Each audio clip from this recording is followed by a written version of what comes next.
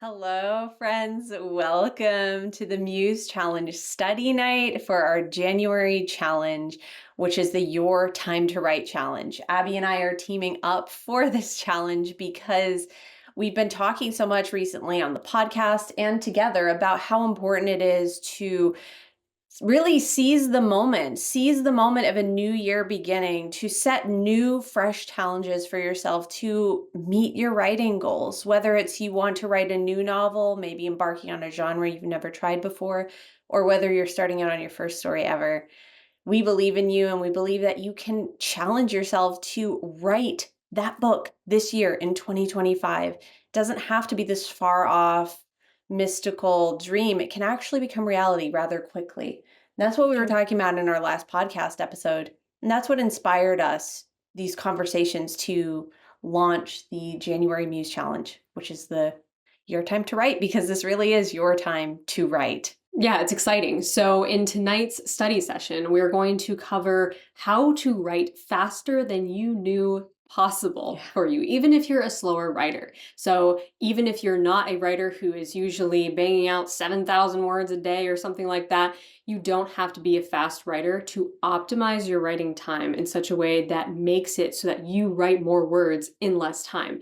It's amazing how adjusting small things in your lifestyle and your routines can help you to write faster and even shift your mindset towards your book, towards your work in progress. So in this study session tonight, Kate and I are going to share our unique methods and techniques that we have used in our respective writing processes during the writing of books that we have now published to optimize our writing time and to write faster than we knew possible. So let's get into the study session. So tonight we're talking about how to write faster than you thought possible, even if you normally write slowly. I think a lot of writers have this mistaken idea that in order to get a higher word count or get those pages down throughout the month so that at the end of the month you're like, wow, I accomplished a lot, you have to literally be typing faster or be cramming words, like staying up late at night. But really, it's more about optimizing the time that you're spending during your writing session. Right. Writing faster is not just about cramming words or getting a specific word count each day or even creating deadlines for yourself. It's about actually optimizing your time and schedule so that you love your work in progress and you stay in the habit of writing often. And automatically, that will help you get more words down. So many writers think you have to cram words, you have to make deadlines for yourself. You have to try to just get as many words out as possible in each writing session, but it's more about falling in love with your book and optimizing the time you already have.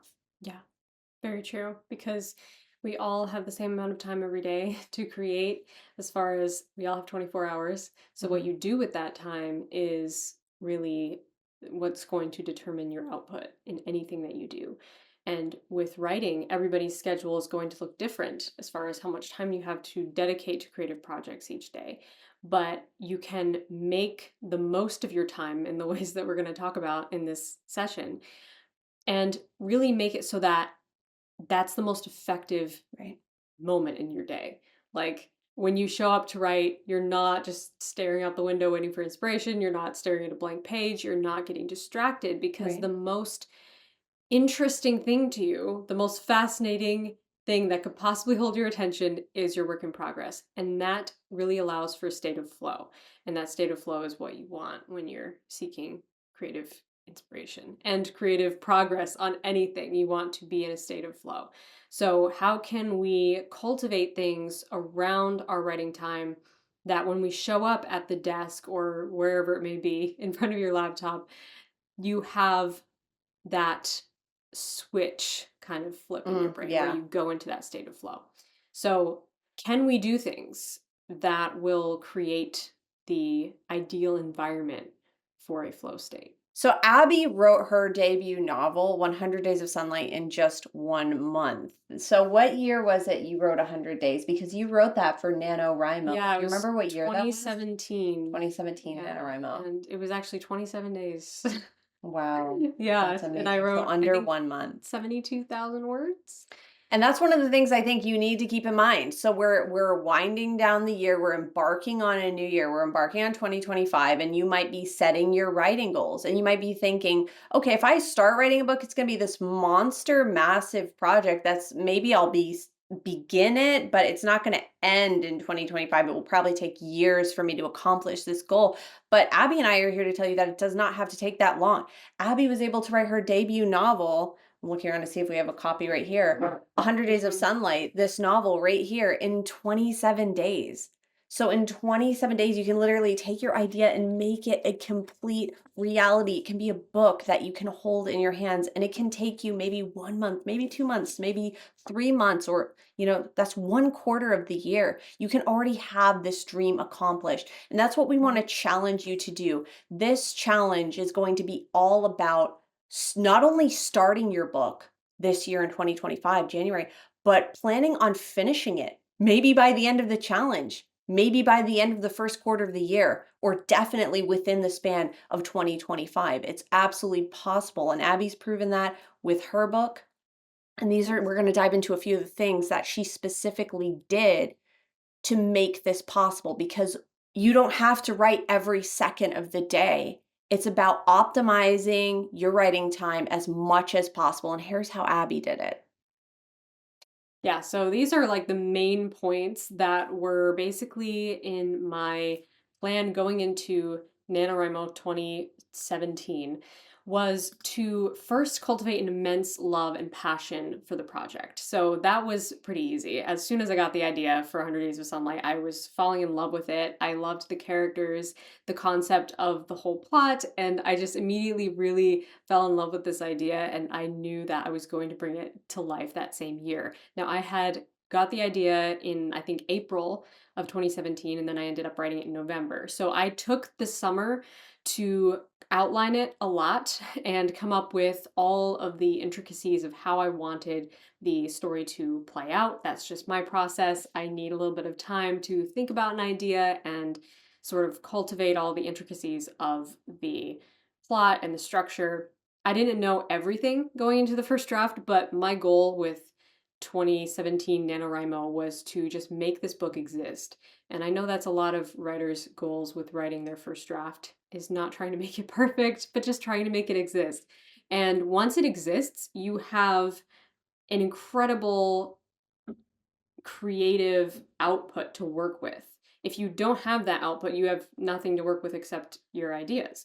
And so having a tangible thing, like we were just talking about, having a tangible draft finished will help so much to be able to then say, okay, what's the next step with this? I can now revise and edit and make it really, really solid. And of course, there was revising to be done on the book afterwards and editing. But making it exist was a process of just cultivating that insane passion and love for the project and the characters. The second thing was mitigating as many distractions as possible. So NaNoWriMo is a great time to do this because a lot of people are writing at the same time. You have kind of the accountability of maybe some writerly friends are doing the same challenge, but you also have a opportunity to let your family and your friends know, like, hey, I'm doing this challenge, it is important to me, you know, leave me alone. Yeah. In a kind thoughtful way, of course, Right. like, you know, respectful way, like, this is my creative time, it's Right. sacred to Giving you me. that window of time, protecting your Yeah. writing time. That's Yes. something that I think a lot of writers need to be aware of Yeah. because there are some interruptions that can't be avoided, but as many as you can Yeah.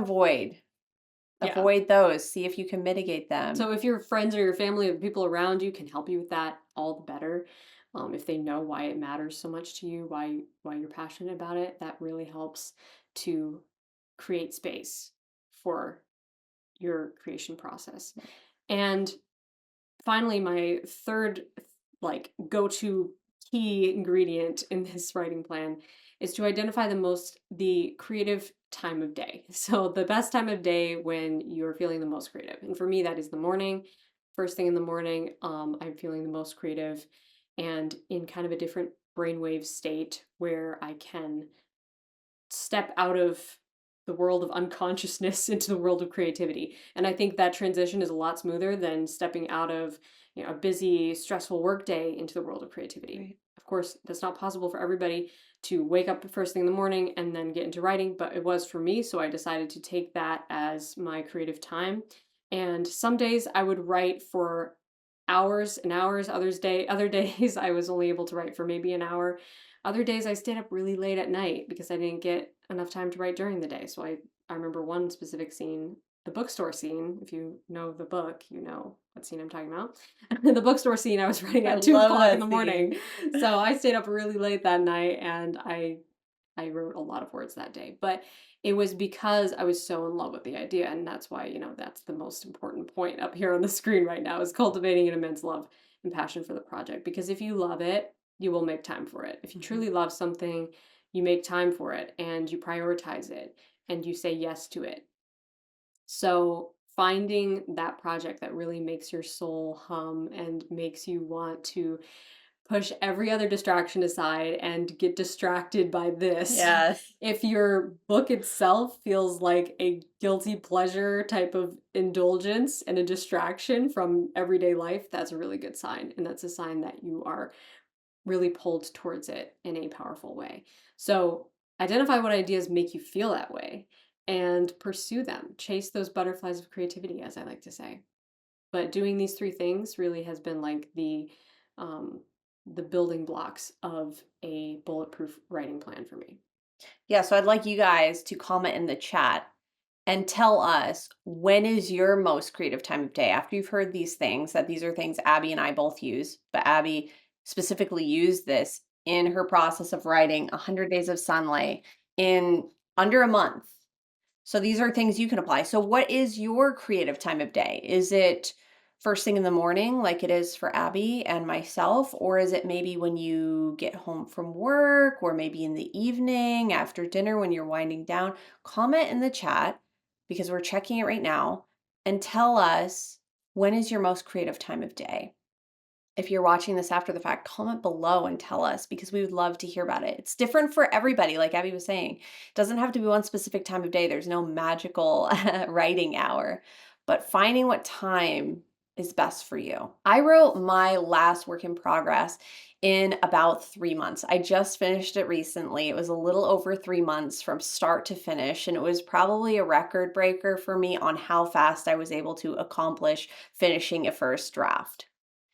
What I did, my plan for writing this book was using method writing. That was my number one thing I would say that helped me to write this book quickly, aka always staying in the headspace of your book. I was always in the headspace of this work in progress, whether I was listening to playlists that reminded me of it, spending time thinking about it and dwelling on it and on like background noise in my mind, or whether I was on Pinterest making vision boards. That's something, I'm a really visual learner, so making vision boards really helps me. I was constantly in this headspace. It was like having that tab of the story always opened in my mind. So I was spending loads of time just dwelling on this story idea, and I couldn't wait to get back to it. It made me so excited for every single writing session. So much so that I couldn't wait to sit down and write my book. It got me so excited. And Abbie, I know, does a lot of similar things too. Like, she makes Yeah. playlists, she makes vision boards. We both share ideas all the time. And we're both respectively doing this for our co-write series as well. We share vision boards, we share playlists. And why? Because that helps us to get into the headspace, into the frame of mind of those characters. So it's not only like you're writing those characters, but you're literally becoming that character. You're literally partaking in this world that you've built as if it's your own world. Yeah, so true. Second would be putting off anything else that doesn't immediately need to be done. So if there's things in your schedule that maybe you can push them off and create additional writing time, then do that. I have a funny phrase that Abbie and I laugh about. I feel like I might have coined this. I don't know, maybe someone else has said it, but put off until tomorrow what can be put off until tomorrow, especially when it comes to the creative process. If you're trying to embark on a creative endeavor, right? And you need the extra time to be able to create. See and identify what things in your life actually can be put off, because some things can't be, right? Some things like, feeding your dog, feeding your children, taking care of your house, going to work, those things can't be put off. But maybe, scrolling Instagram or doing something that you don't really need to be doing or watching a movie, whatever, identify what they are. I'm not judging at all. I'm just saying I try to identify in my own life, like, do I really need to do that today? If it's like a frivolous thing or it's superfluous to the writing process, I'm going to put that off because I know if I really hone in on this writing project for the next few weeks, it's going to be done. And then I'll be able to go back to doing those other things. But it helps you to hone in on that creative process all the more. Yeah.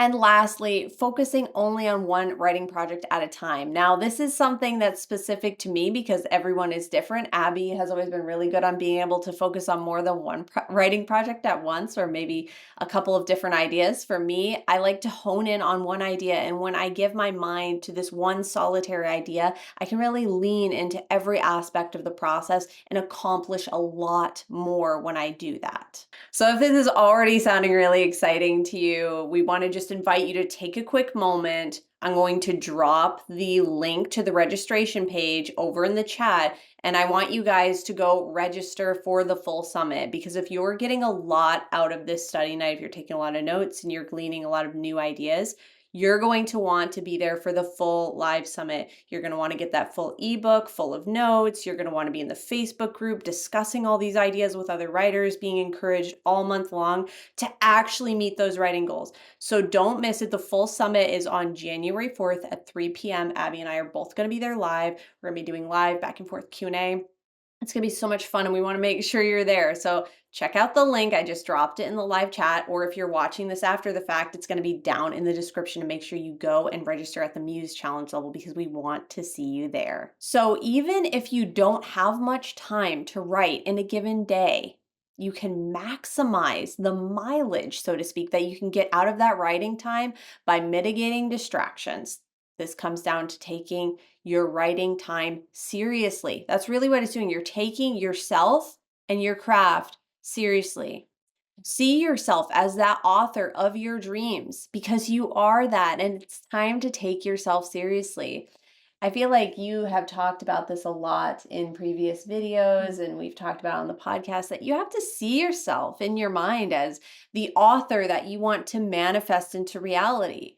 I think it can be quite harmful to our path of manifestation to keep talking about it as if it's something we're putting off, like, oh, one day I'll write that book, or I don't have time, or oh, that's just a pipe dream. We can't talk about it in those terms if we actually want it to happen. We have to see ourselves as that author that's writing that first draft, that has the book finished in their hand, or that's, in the midst of getting their book published. You have to see yourself as that and not put that off to a later time. Right.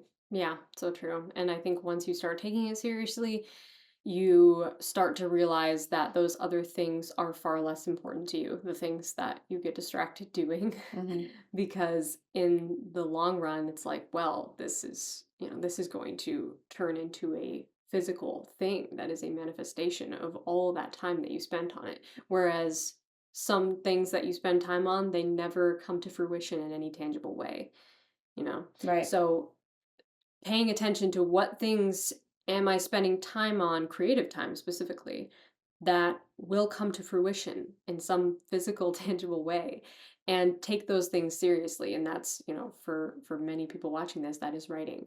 And so I think, taking it seriously is that first step of deciding, okay, this is what I want to do with my life. And even if I haven't reached all the milestones I'm going to reach in the future, I know that taking that first step with that mindset shift is going to set me up to achieve those milestones one day. So here's a few ways that you can actually help to guard and protect and optimize your writing time this 2025. And these are just a few of the things that we're going to be going way deeper into at the full Muse Challenge. But we wanted to give you guys a few actionable steps to take with you now that you can start using immediately in your writing sessions to optimize them.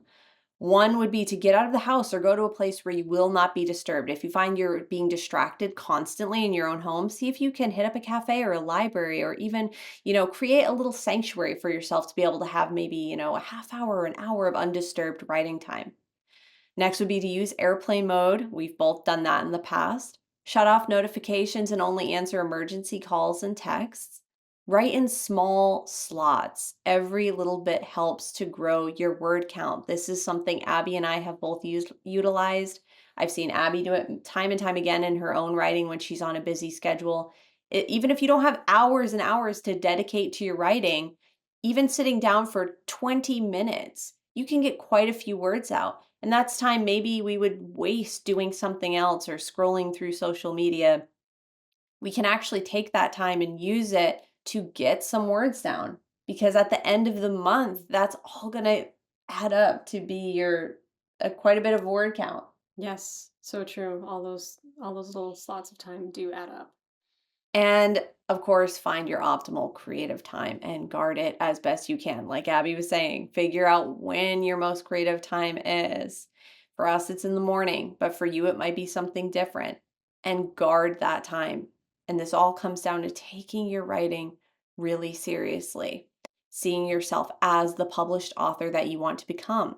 What we learned from our practical experiences writing books within a 1 to 3 month period, what I learned was that it really doesn't take that long to write a book. It doesn't have to take years and years and years. It can be something that you could accomplish within a 1 to 3 month period. It can literally take up just a quarter of the year. And you can do that by really leaning into the process, eliminating distractions, and taking yourself seriously. Even if you didn't walk away from this session with anything else, if you walked away with those 3 things, you are now equipped to write a book. Literally, you are now equipped to be able to write a book and to actually accomplish that dream within the period of a few months, or even if it takes you longer than that. If you lean into the process and eliminate as many distractions as possible, you're going to write a lot faster than you ever thought you could. Yeah, totally.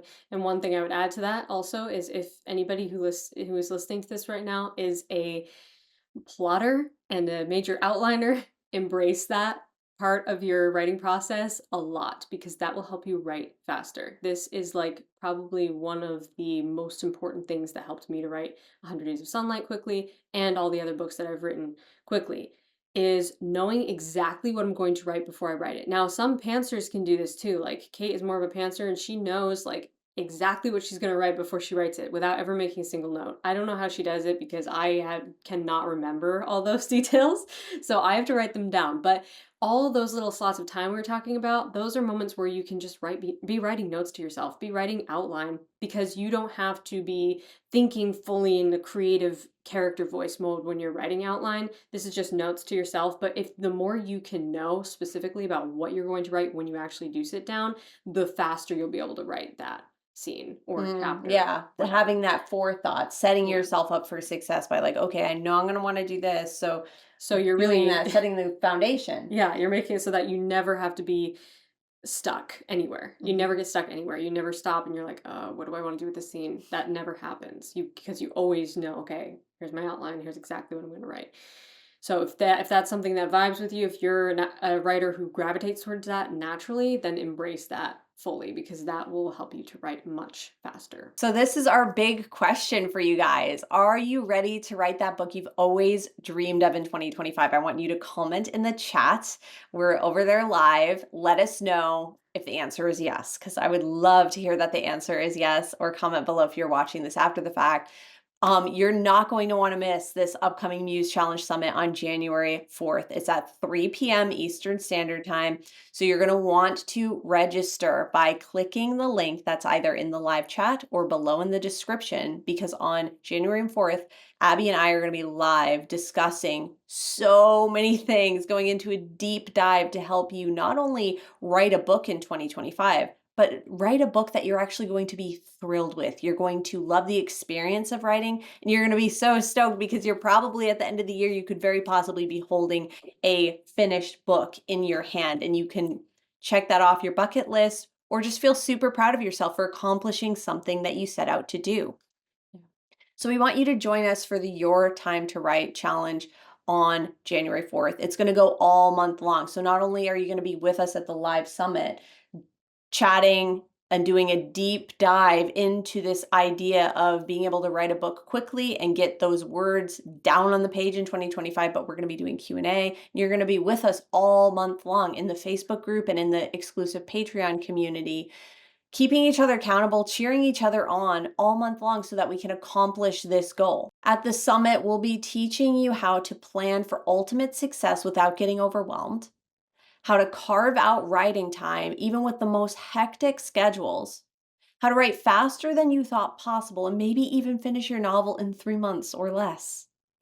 Make the process fun and meaningful. We're going to be covering that too. And how to crush self doubt and writer's block, because we all know that challenges can come up. There's a lot going on in our minds as writers, and we're going to help equip you to face those challenges head on and overcome them to become a stronger writer. So don't miss the Your Time to Write Challenge. Register for the live summit below or with the link in the live chat, because Abbie and I want to see you there. And comment in the chat and let us know if you're going to be there, because we would love to get excited with you about that. It's going to be an amazing challenge. It's going to be an amazing month of January. So you're going to also get access to exclusive Muse Challenge community. You'll be in the group, and it's going to be awesome to cheer each other on all month long as we write, share snippets, share ideas and advice. There's so much fun community vibes in the Facebook group and the Patreon community. So you're absolutely going to want to be there for that. Thank you so much for joining us tonight for this study. We're so excited to see you at the summit in January. You're not going to want to miss it. Abbie and I are super excited for it, and we can't wait to help you write the book of your dreams in 2025. It's going to Thank be you awesome. so much for being here, my friend. I wish you so much joy in your journey. And until next time, stay stoked. And rock on.